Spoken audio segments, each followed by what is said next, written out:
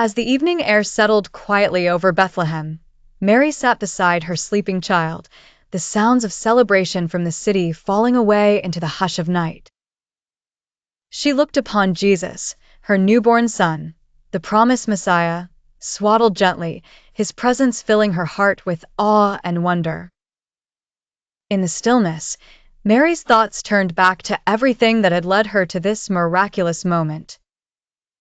It began months ago, in Nazareth, when an angel visited her, a humble girl, bringing news too wondrous to believe.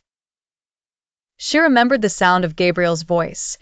"You will conceive and give birth to a son, and you are to call him Jesus." How she trembled! What would Joseph say? How would her family understand the mystery of such a calling? Yet, she had answered, "I am the Lord's servant. May your word to me be fulfilled." From that day, Mary walked with faith, waiting for God's plan to reveal itself. Even as whispers and questions stirred in her village, she clung to the angel's message and to the assurance that God's timing was perfect. Their journey to Bethlehem was long and difficult.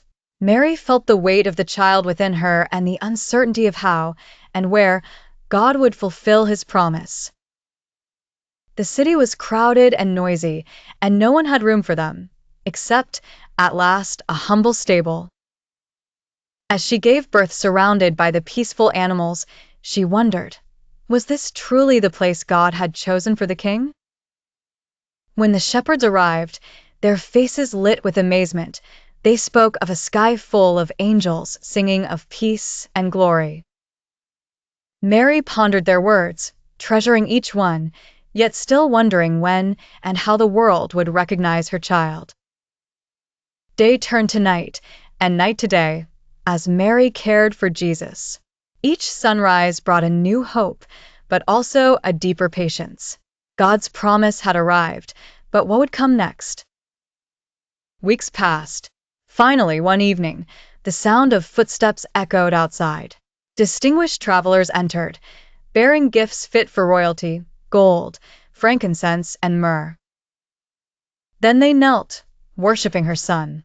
Mary remembered the prophecies and the angel's words and realized God's timing was unfolding, just as he had planned, through the visits of shepherds, through the gifts of wise men, and through the quiet, faithful waiting. As she gazed at her child, Mary understood that waiting was not wasted.